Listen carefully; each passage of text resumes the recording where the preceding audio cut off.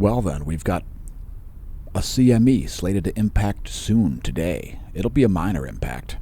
We've also got additional coronal mass ejections, which have occurred in the past 24 hours. Huge plasma filaments, one of which is visible right there in the solar disk.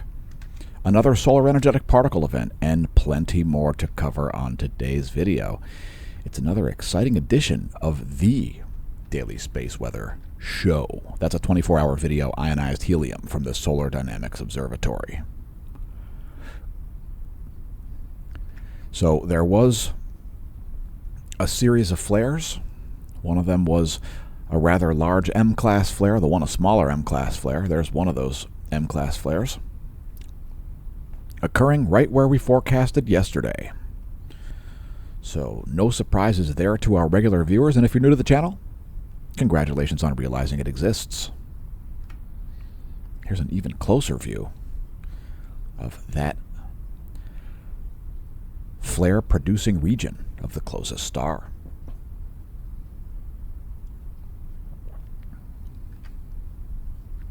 Here's the equatorial zoom. Again, huge plasma filaments.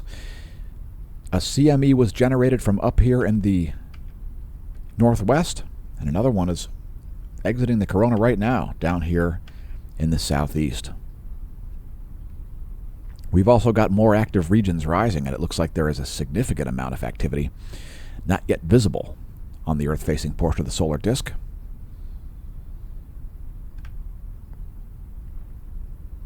You can see crown prominences down there. Those are filaments around the polar region, hanging off the edge of the visible disk.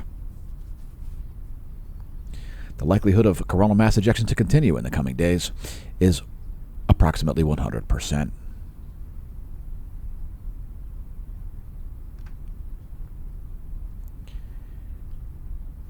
And we figured we'd show a close-up of this filamentary region right here, just for the aesthetic reasons. It's pretty sweet, wouldn't you say? And here is a full disk view. Once again, it is the past 24 hours. All of these videos are 24-hour videos. And if you enjoy the content, please don't forget to visit our links. One of the links is to the Hemp Lucid shop. So check that out. CBD tinctures are the most popular product from Hemp Lucid.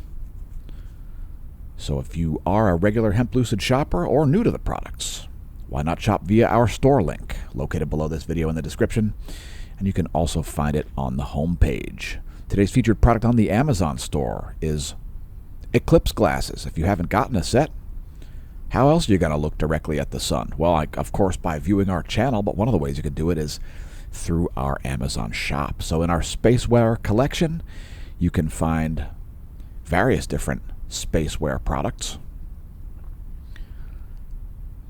Don't be viewing space without these certified glasses. And we've got multiple different versions of these here, certified for direct sun observation there. So these are sort of the more fancy sets. There are some other lower-end products there available as well. Buy multiple sets. They go great as gifts. Don't view the sun directly. Don't drive wearing these glasses. You won't be able to see anything that's not producing massive amounts of ultraviolet light.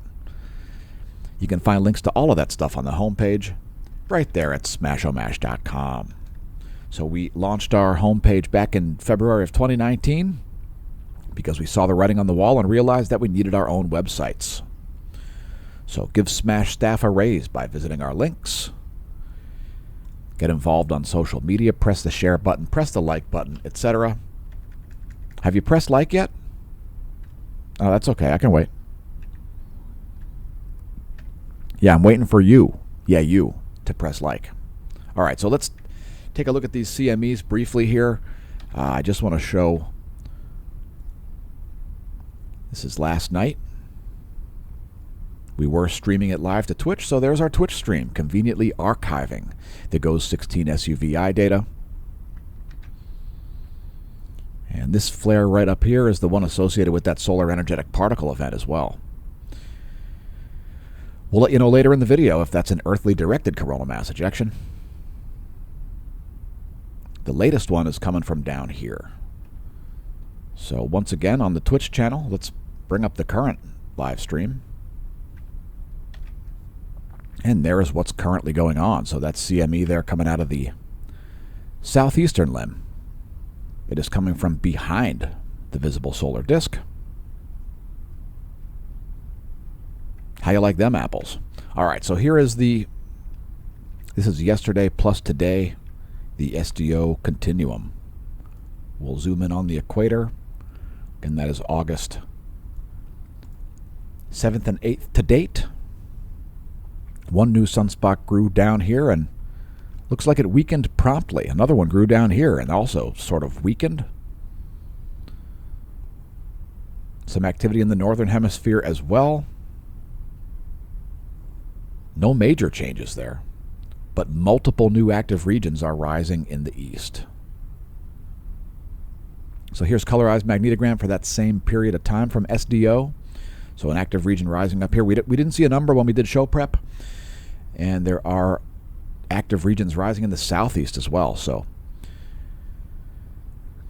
the current solar downtick is not going to last long. Let's talk about what's going on planet Earth. Here's our volcano rundown. Abico is producing a 12,000-foot ash plume over Paramushir Island. Mount Mayan, unknown volcanic ash cloud over Luzon Island, Philippines. Semeru exploding. Flight level 150 over East Java, Indonesia. It's a 15,000-foot ash plume. Tacona producing a 7,000-foot ash plume as it explodes.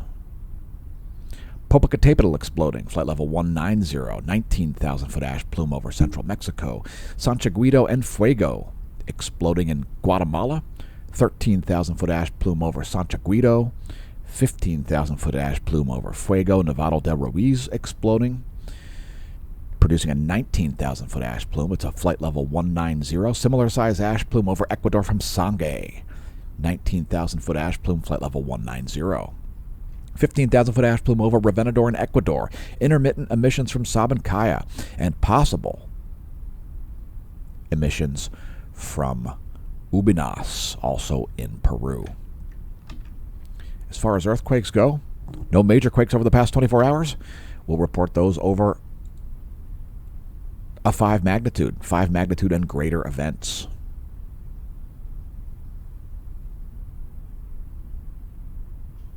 The first one in the past 24 hours occurred yesterday, 27 minutes before midnight, at Wallace and Fortuna there near Tonga and Fiji.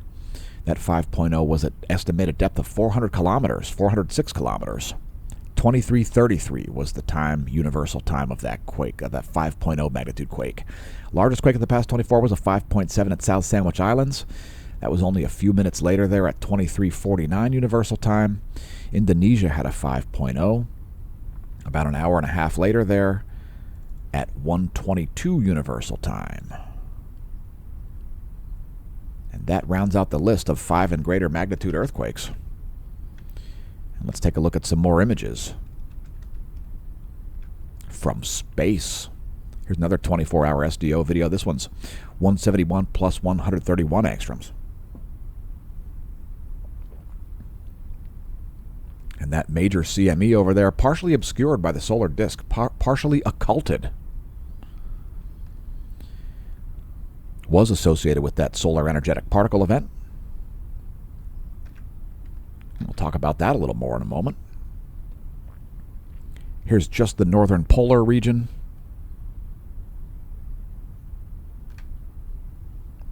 The equatorial region. Again, these are all 24-hour videos. Here's the southern hemisphere.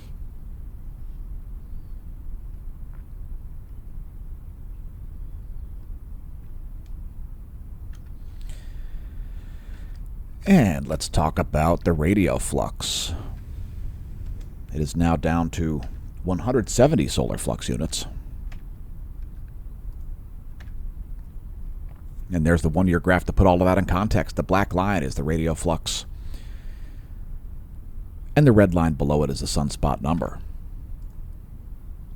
NOAA is forecasting the impact of a coronal mass ejection at any moment here. In fact, it's already a little bit late. So it could be in the process of missing Earth entirely to the west, or Could be a little bit slower than anticipated. Either way, we will keep track of it for you. That's the Space Weather Enthusiast dashboard. Let's take a look at Earth's magnetic moment from space. This depicts the last 4 hours of magnetohydrodynamic pressure.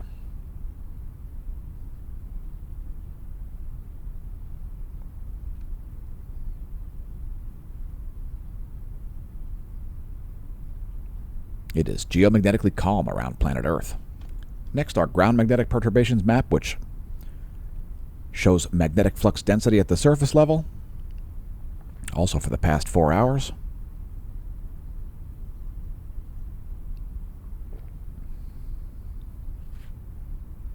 Again, things are geomagnetically calm at the moment, expecting as high as maybe a KP 6.33. But so far, all quiet on the space weather front. KP 1.33 is the current situation. We did get the geomagnetic unrest for about a 6-hour period around midnight last night. Planetary K-index is a global average of geomagnetism. Next, looking at the real-time solar wind here, we're at about just under 500 kilometers per second for the solar wind speed. Solar wind density here about 7 protons per cubic centimeter. Pretty unremarkable over the past 24 hours there. GOES magnetometer showing some spiky readings there. And there were some perturbations here just before midnight, featuring somewhat of an extended negative BZ there, but it wasn't super strong. That's the GOES magnetometers for the past 3 days. And next, the heliospheric current sheet. So let's take a look at this magnetic tug-of-war that's been going on in the northeastern solar limb. And if you bring up the last image, there is a North Pole current sheet here, but it looks like it's weakening. So Earth might stay in a South Pole current sheet. No forecast there from me. The magnetic environment can change with basically no warning, so just have to wait to see what happens. Next, our line of sight field plot.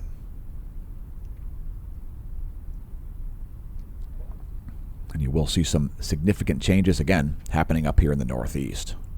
So there's the latest image. Solar B field in blue, north and south solar polar fields in green and red respectively. Gong magnetogram in grayscale. Here's our line of sight coronal hole plot imagery. We do have a mixture of coronal holes here on the earthly disk. So up here we've got a North Pole coronal hole, and we've got South Pole coronal here. So coronal holes here in the southeast and northwest. That's a pretty complex coronal hole setup, wouldn't you say? Here's the past 24 hours from SDO 211 angstroms.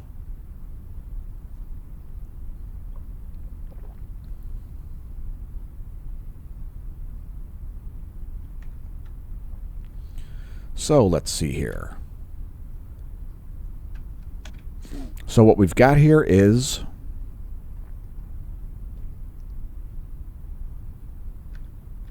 and there's the line of sight coronal hole plot. So we've got South Pole,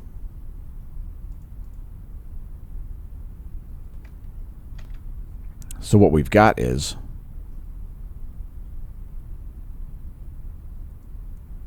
South Pole here, South Pole here, and all of these are North Pole coronal holes. Again, there's the line of sight coronal hole plot. I've got that completely wrong. All right, I'm starting to get pissed. This is south, and these are north. There we go. All right. Fun times. Fun times. Let's move on to sunspots. Holy crap. Again, no major changes in the sunspot situation. Some small groups have formed and then evaporated. Other groups have formed. The main thing to watch is sunspots rising in the east. We've got sunspots likely to rise in the northeast and southeast in the next 24 to 36 hours. Let's move on to the SDO continuum.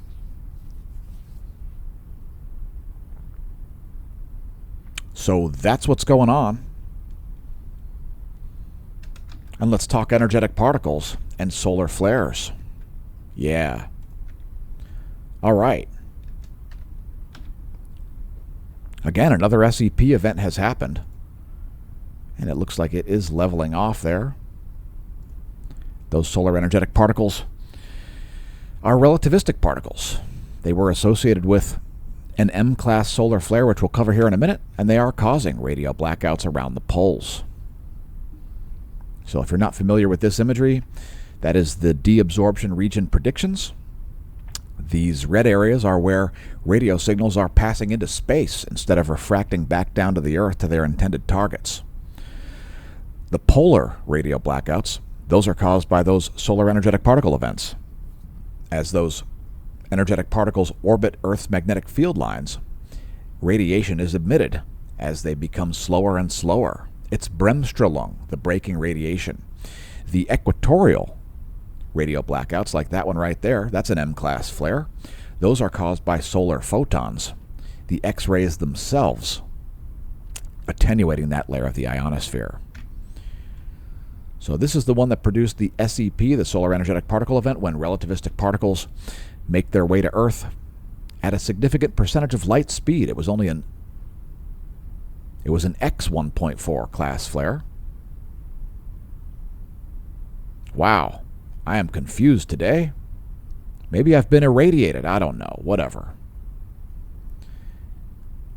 It was an X 1.4. I must have misread the graph earlier. Okay. The latest one was an M 3.67.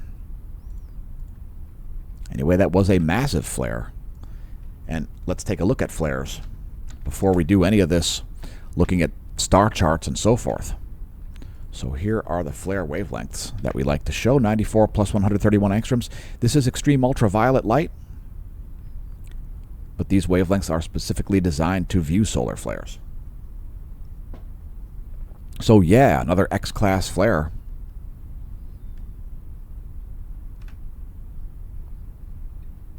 And here's a slightly more zoomed in view.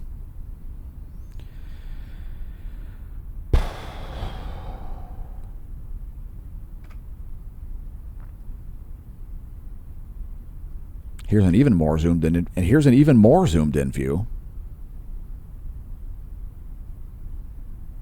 complete with Earth scale.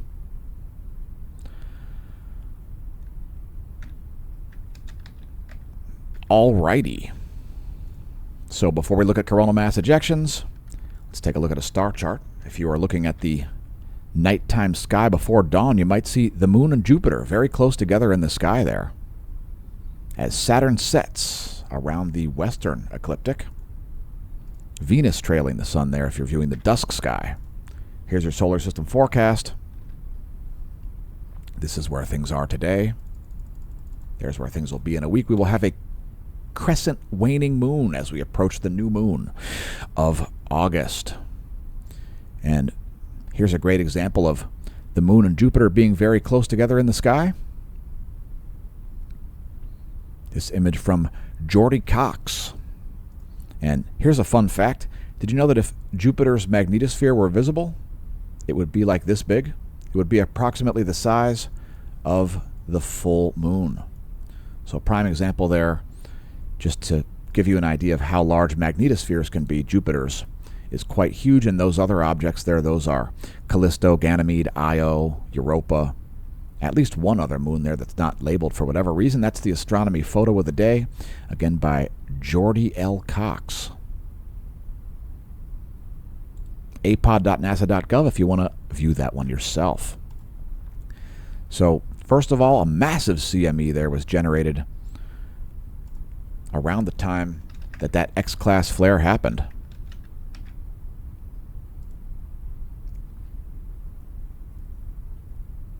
That is 130 frames from yesterday.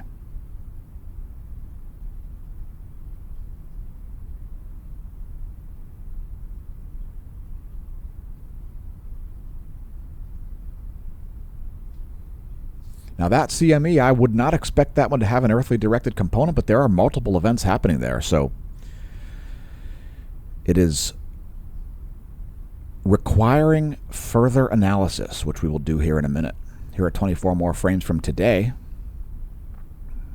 And it doesn't look like we have that CME that we showed earlier coming out of the southeastern limb yet. So let's move forward here. Here are Soho Lasco C2 and C3. Let's pause those.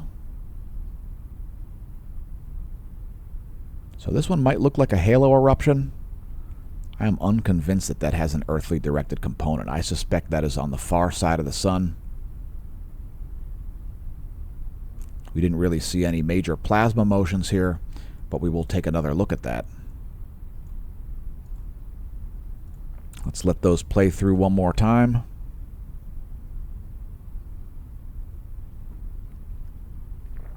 Exciting times for space weather. We'll also show stereo A just to show that, unfortunately, there's a bunch of missing data. So that's suboptimal, but there you go. There's what we do have. We still are seeing these bright, flashing, anomalous-looking areas there on stereo A. Not sure what that is all about. Looks like some kind of an artifact or something. There's that custom view. And let's switch to our 24-hour videos.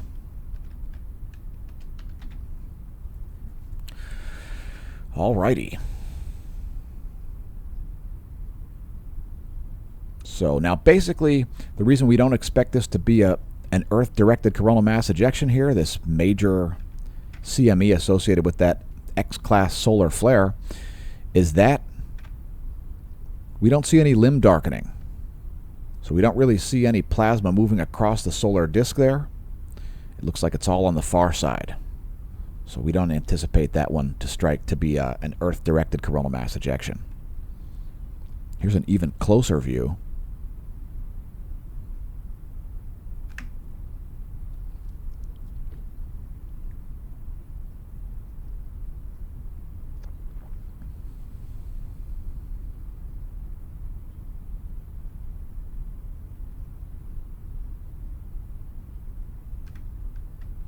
And let's move to filaments.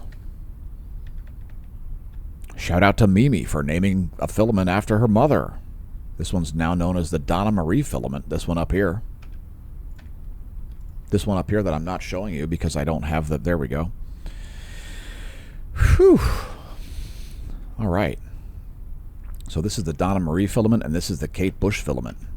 Shout out to our Twitter, the platform formerly known as Twitter. That's where you name filaments after living people. Two of them have names. This one down here might be deserving of a name. Looks like it's still intact. Here's more imagery from El Teide, Spain's ground-based solar observatory. The Hydrogen Alpha telescope there in full color.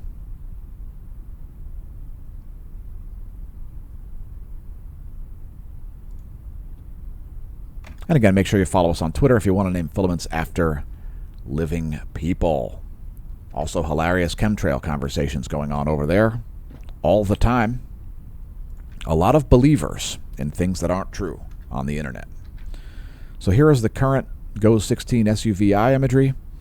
You can see an additional CME here popping off from behind the solar limb. That one also does not appear to be earthly directed. So two major CMEs here in the past 24 hours. Neither of them appear to have earthly directed components.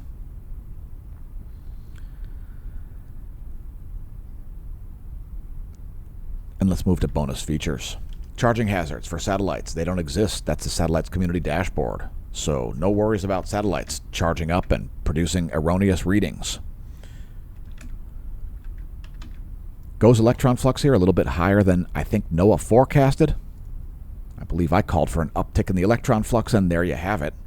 The GOES electron flux here coming up off the floor. So the ionosphere looking like it's calming down a little bit. There's the one-year graph to put the relativistic electrons in context. What in the hell is going on today? All right, I'm getting a little bit pissed off here. This is, holy crap. Okay, let's try again. There is the GOES electron flux for the past 3 days. It's come up off the floor. Here's the 1-year chart of the electron flux. And today's video is a great example of how we do not edit the content, folks. We put it on your screens as quickly as we possibly can. And yeah, because editing a 40-minute long video takes a long time. So here's the forecast model. And it looks like no, it's going to be right on with that forecast. So again, a CME expected to strike Earth today. Let's take a look at the ionosphere, which is going to calm down right before it puffs back up again when another CME impacts. And guess what? That's not working either. How you like them apples? So let's just let's see if we can show the ionosphere at all. Try to load the past 2 hours, and nope. How about the anomalygram? Nope. So at least we can show the current imagery. There's the current imagery at, oh, it's only showing 4:30 Universal Time. So, oh, that's just great. Perfect. All right. It's fun. It's fun making these videos, folks. It's really fun. Let's move on. Next, we'll show the total electron content, if humanly possible. Feel free to pause the video on this frame if you're not familiar with these distances in miles. Yes, the total electron content. It is available today. Fantastic. These are the free electrons from your GPS satellite down to your handset level. Free electrons cause signal refraction. That's what your GPS errors are caused by. People around the equator are well aware of this. People at mid-latitudes less so. We also like to show the total electron content anomaly from the 10-day average. There you go. There it is over North America. And things are looking fairly normal there.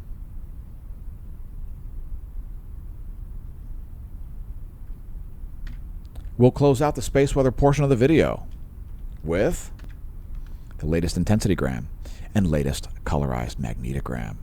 So this new active region up here, I didn't see any umbrae when we did show prep. And there are still no umbrae up there.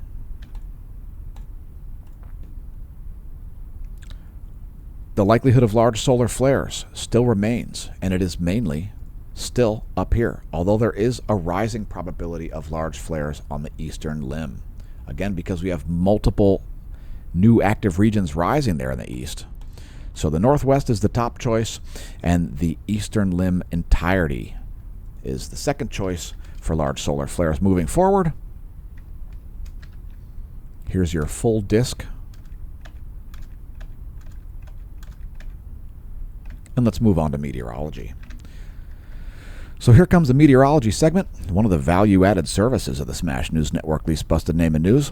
I realized like 20 years ago that it's way too easy to forecast the weather, and I needed greater challenges. Of course, since aspects of the weather are, well, I'm not going to say it. Space weather is harder than Earth weather, so that's why I moved into the realm of space weather. These Earth weather videos are elementary for me, as forecasting the weather is super easy if you understand atmospheric physics and how to read the data. So we're looking at surface winds here and sea surface temperature anomalies. Check it out. There's a huge anticyclone here over Greenland. You can see this clockwise rotation, a very strong clockwise rotation, associated with high pressure systems.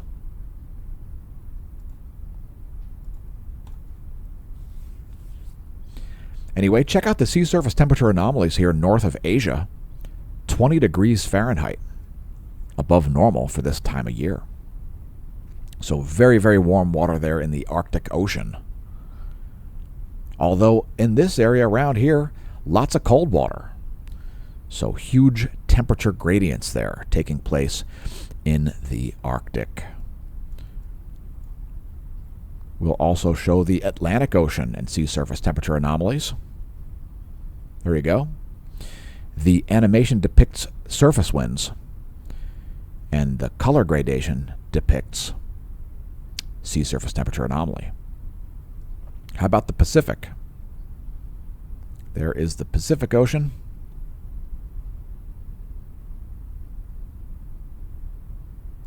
Sea surface temperature anomaly for the Indian Ocean looking like this.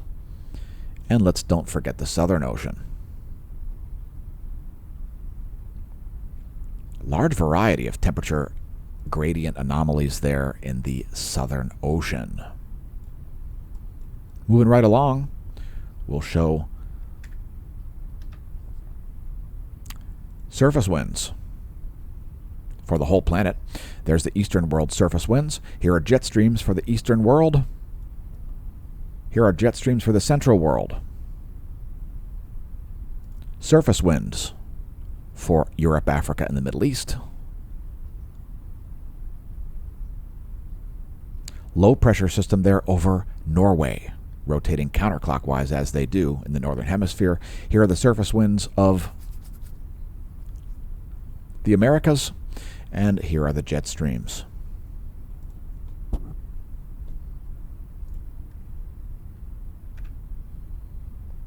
Next, we've got some significant storm cells here over especially Arkansas. So we brought up the visible satellite from windy.com. As the sun slowly rises there over the Mississippi Valley. There's a full lower 48 view. And we got kaplastered here in the mid-Atlantic states as flooding is occurring in Maine right now. We'll show you forecasts. First, clouds and fog over the Americas.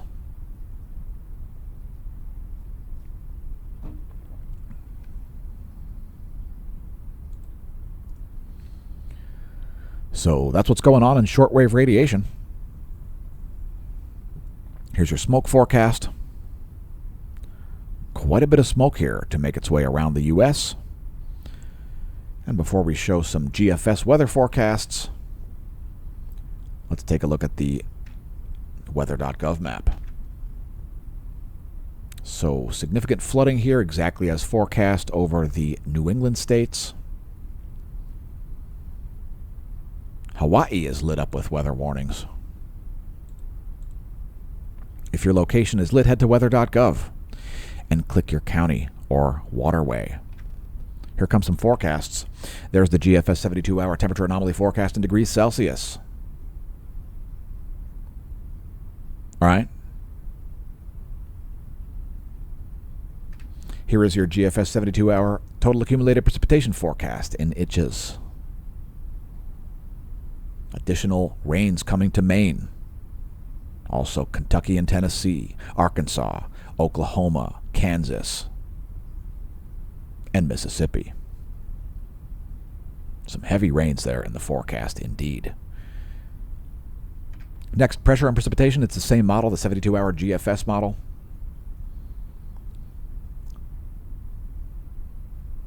As multiple runs of strong storms will make their way across the central U.S. And here is the jet stream forecast. Again, the 72-hour GFS model.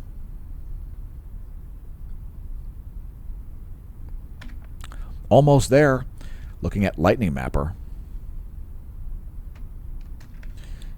And by the way, thanks for tuning in to the Smash News Network, least busted name in news. That's the past 10 hours of lightning. And we had some heavy thunderstorms, complete with power outages. And I believe some hailstones and certainly some tornadoes touched down in New York last night. Here is our real-time lightning map from lightningmaps.org, and we do have some terrestrial strikes here happening in especially Arkansas. So west of Pine Bluff is where those rather active cells are. That looks like it's some pretty concentrated lightning indeed. Here's the full Earth map. And if you enjoy the content, please support the channel. Perhaps become a member of the Smash Team at smashomash.com/Smash Team. It's our official subscription services site. We launch it to provide additional content because Patreon is insufficient for our requirements. smashomash.com/Smash Team. There's a bronze level where we send out email alerts to all the levels about things like this very video, tsunami alerts, space weather alerts, and more. Smashomash.com/SmashTeam. The best value is the gold annual paid-up subscription, as it's almost like getting 4 months free, as it includes complimentary merch. Today's featured product is not the one I'm wearing. I'm wearing the Mansa shirt, which stands for Make America Not Suck Again, because, well, the best way to get out of a hole is to stop digging. But the Smash News Network Least Busted Name and News product, as requested by one of our viewers, is there to help you go refer our channel to your friends and foes and neutrals out in public. It's got the YouTube URL on there. We're only the most comprehensive daily space weather content and most detailed solar imagery you'll find in the known universe. Smashomash.com and below this video feature links to the merch shop. So check that out. Lots of different products there available with the Smash News Network logo. And if you think it's a dig on CNN, it absolutely is. Least trusted versus least busted name and news. Again, links on the homepage at smashomash.com. And welcome to the Neo-Renaissance. We remain surprised that you found that the channel exists with the pathetic, disgusting, putrid, ridiculous, un-American, evil state of censorship on the internet. Let's close this thing out with U.S. Doppler radar showing vertical motion in the air column. Let's do a quick zoom in on these strong storms down here. A whole series of strong cells there. That is radar.weather.gov, by the way, if you are looking to go to the website yourself.